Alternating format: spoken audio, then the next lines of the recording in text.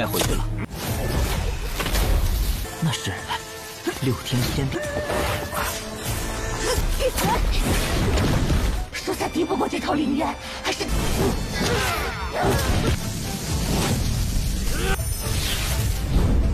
震慑其他各方势力。老奴遵命。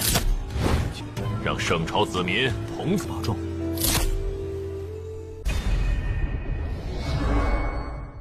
Halo guys, welcome back to Kobe Movie. Dan hari Senin nih guys, ada 2 tonghua mantap yang akan rilis di channel ini.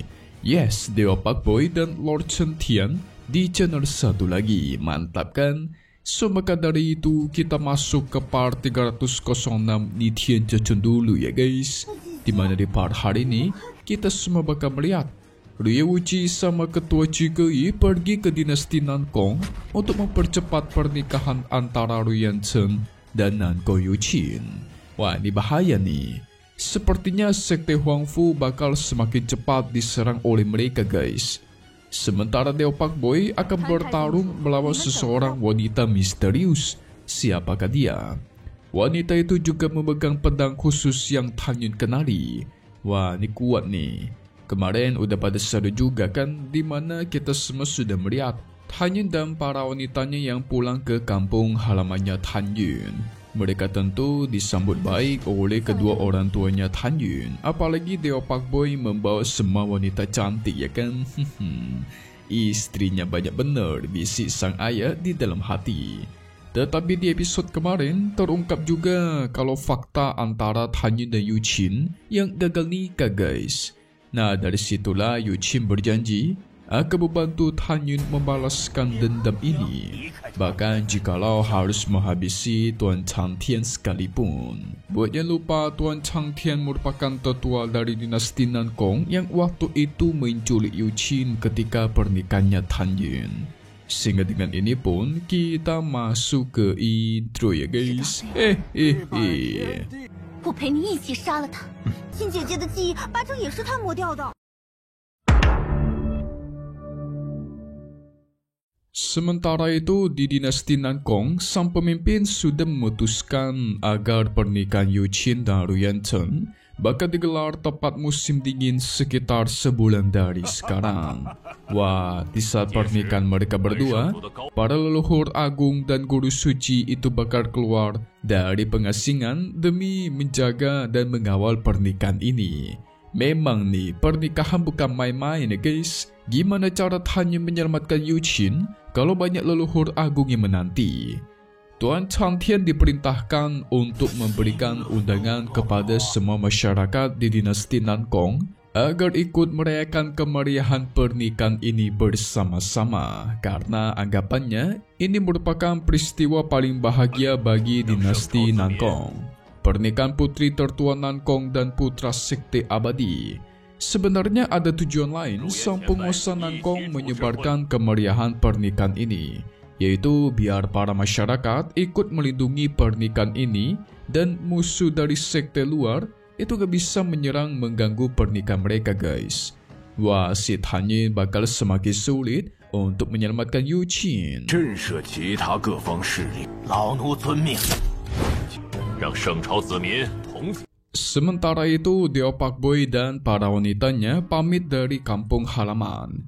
Tan Yun berjanji akan menyempurnakan ramuan untuk menyembuhkan penyakit jantung Yuqin sesegera mungkin, yaitu setelah dia keluar dari pengasingan. Keduanya pun bermesraan di atas kapal. Wow, para wanita Tan Yun apa nggak cemburu nih nanti nih. Setelah itu Yuqin pun pamit pergi dari sana.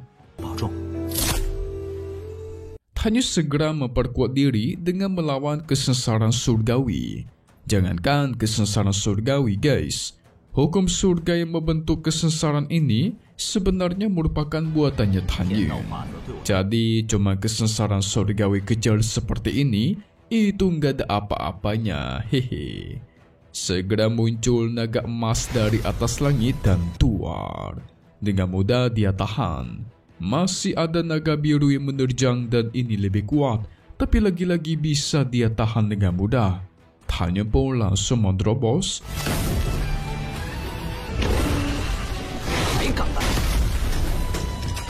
dan berhasil mencapai ke alam jiwa ilahi tingkat 1.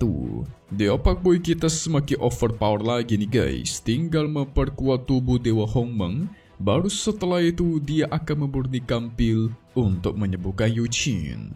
Sementara itu Xian tiba-tiba dihampiri oleh Wei Wei, yaitu anak dari Ketua Long.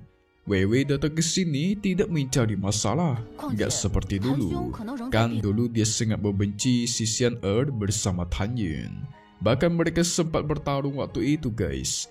Tapi sebaliknya kedatangan kali ini ingin menemui Tan Yun. Xian menyuruh dia untuk pulang saja dulu karena si Tan Yun yang masih mengesingkan diri. Ditambah lagi berdasarkan aturan sekte, harusnya tuh si Wei Wei tidak diperbolehkan masuk karena dia bukanlah murid dari gerbang peri. Itu langsung membuat Wei Wei tidak terima karena gak boleh masuk. Maka dia akan menunggu di sini sampai Tan Yun keluar dari pengasingan dirinya. Ini bocah kepala batu nih. Gak cuma memaksa akan menunggu, dia bakal membuat Xian kesal akan omongannya guys, sambil sok-sokan mengusir dia.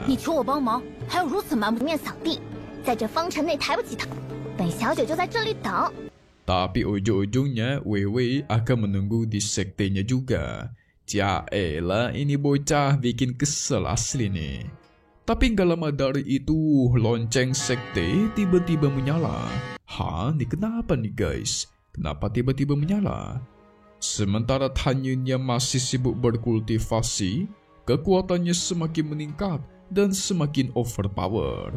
Gak lama dari itu, tak tahu si singa emas pun muncul sambil melaporkan peningkatan kekuatannya yang sudah mencapai ke tahap awal tingkat 4. Akhirnya ya guys, tak tahu keluar nih. Dan sekarang dia sudah bisa ngomong pula. Walaupun masih lebih lemah daripada sang kera iblis, tapi tetap saja sudah sangat kuat dia. Namun setelah mendengar lonceng sekte, Tan Yun tahu kalau Ketua Tan Tai memanggil semua orang untuk berkumpul di lapangan. Ketua Tan Tai mengumumkan mulai sekarang Shen Shuping akan ditunjuk menjadi kepala dari divisi berjasa di sekte Huangfu mereka sepenuhnya, dan Shen Shuzhen sebagai tetua tertinggi. Wah, mereka naik pangkat nih. Dengan ini juga, Shuping jadi bisa membawa para muridnya untuk memasuki gerbang suci. Kalian mesti ingat ya guys, sekarang Tan Yun dan teman-temannya masih berada di gerbang peri. Nah, sekarang naik pangkat menjadi gerbang suci. Senior Tan Tai Long akan menjadi pelindung untuk divisi berjasa nanti. Setelah itu, Tan Yun pun diajak mengobrol berduaan menggunakan formasi kedap suara. Ketua Tan Tai membahas soal mata-mata di sekte mereka. Di sini Tan Yun tidak diperbolehkan asal menyentuh mereka kalau semisal tidak diperlukan. Takutnya nanti malah mempengaruhi seluruh divisi.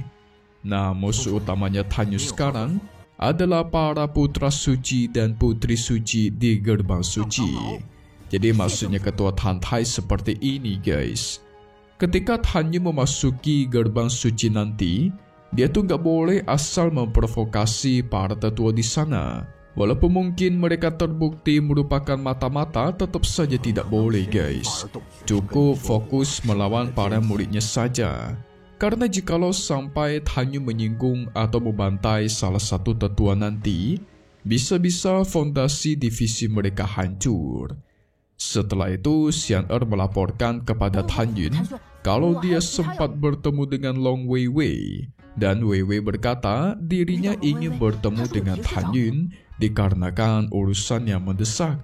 Oleh karena itu, Tan Yun pun pamit pergi dari sana sembari mengajak Ying Ying. Singkat cerita, Tan Yun akhirnya menemui si Wei Wei. Nah, jadi Wei Wei melaporkan sebuah kejadian aneh. Ketika dia mengumpulkan beberapa bahan spiritual untuk latihan di luar sekte Longnya, dia melihat beberapa sekte kecil di dekat sekte mereka yang dihancurkan secara misterius. Takutnya ini ada hubungannya dengan si Paman Wu pandai besi yang dulu pernah berkhianat guys, dan bekerja sama dengan sekte lain. Kalian pasti lupa kan? Tentu ini bukan masalah biasa, maka Tan Yun harus langsung mengeceknya sendiri. Sementara itu, Ketua Long alias ayahnya Wei Wei yang diserang oleh dua orang misterius. Kebetulan Tan Yun sampai ke sana dan langsung menyelamatkannya. Ketua Long mengatakan kalau orang-orang misterius ini berencana menghancurkan sekte Longnya. Gak perlu basa-basi, Tan Yun dan Ying Ying pun beraksi, sehingga pertarungan pun terjadi di antara mereka. Pertarungan terjadi begitu sengit, tetapi Tan Yun sempat kaget ketika melihat pedang yang digunakan oleh sang musuh wanita. Itu jelas adalah pedang dari 6 kaisar abadi surgawi, yaitu 6 pedang langit dan bumi guys.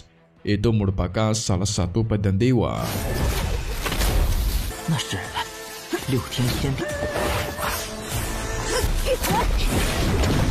Sementara Ying Ying tampaknya lebih unggul, dia berhasil menghabisi sang musuh pria. Sungguh kuat. Walaupun Ying Ying tertusuk di dada, tetapi dia tidak meninggoy guys. Sungguh kuat.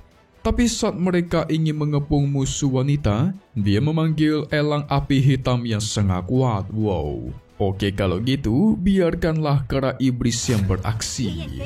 Kera Loyan beraksi melumpuhkan si burung jelek guys dalam waktu singkat. Hehe. Menyadari kalau mereka bukanlah tandingan sang kera iblis,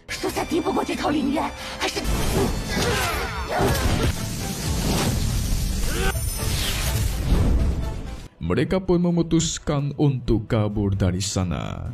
Tato dan kera iblis langsung diperintahkan untuk mengejar mereka. Sempat sang wanita ingin menghabisi temannya sendiri, tetapi Ying Ying cegah. Nah, Ying Ying juga tahu pedang yang digunakan oleh wanita tadi merupakan pedang 6 kaisar langit dari 6 kaisar abadi surgawi. Dari situ jugalah Tan Yun tahu guys, si kaisar abadi demi membantai Tan Yun, dia sampai berinkarnasi menjadi seorang manusia. Fakta menariknya adalah ke-6 kaisar abadi ini merupakan anak buahnya Hun Tun Supreme. Pantesan aja dia pengen membantai Lord kita guys. Ternyata anak buah dari musuh bebuyutannya Dewa Pak Boy. Tapi Ying yakin, pasti Hun Tun Supreme dan Xia Supreme tidak cuma mengirimkan 6 kaisar abadi. Pasti masih ada dewa-dewa lainnya yang dikirimkan untuk membantai Tan Yun juga. Jadi si Tan Yun harus memperkuat dirinya secepatnya dan mencari pedang-pedang dewa Hong Meng. Hanya dengan begitulah mereka bisa selamat dari serangan para reinkarnasi dewa ini. Wah, ini ceritanya makin seru aja nih guys. Makin banyak musuh yang harus Tan Yun lawan. Gak pernah menyangka para anak buah dari kedua dewa itu berinkarnasi menjadi manusia hanya demi mencari Tan Yun. Tapi gimana cara Dewa Pak Boy kita menyelamatkan Yu Qin dari pernikahannya bersama Ruyan Chen ya? Nah, apalagi yang bakal Dewa Pak Boy kita lakukan nih guys? Langsung saja kita masuk ke bagian spoiler untuk part 307 Nitian Zejun yang akan rilis lagi secepatnya di hari Jumat. Oke, jadi karena melihat Hun Tun Supreme dan Xia Supreme yang sudah bergerak, Tan Yun sadar waktu mereka sudah tidak banyak. Paling cepat 10 tahun, paling lama 100 tahun. Dan pasti ke-6 kaisar abadi tadi bakalan muncul kembali untuk menyerang dia. Namun gak lama dari itu, Tan Yun ingin memasuki gerbang suci, tapi tiba-tiba dihalangi oleh para murid senior yang sombong. Mengatakan Tan Yun tidak memiliki izin dan tidak boleh memasuki gerbang suci. Tan Yun berusaha menjelaskan kalau dia ada urusan untuk menemui ketua Tantai, tapi tetap tidak diterima guys. Membuat sang senior wanita yang sombong ingin memberikan Tan Yun pelajaran dan mengajak dia berduel. Jaelah, minta dibantai habis nih si wanita nih guys. Lihat saja nanti. Habis dia sama Dewa Pak Boy kita. So, maka dari itu, kita bakal update lagi untuk tonton selanjutnya. Yes, pastinya cuma di sini, Kobe Movie. Thank you buat guys semua nonton dan selalu support channel Mimin. Semoga kalian semua sehat selalu ya. Memang pamit undur diri dulu. Kita bakal ketemu lagi di video-video selanjutnya. Oke kalau gitu, see you guys.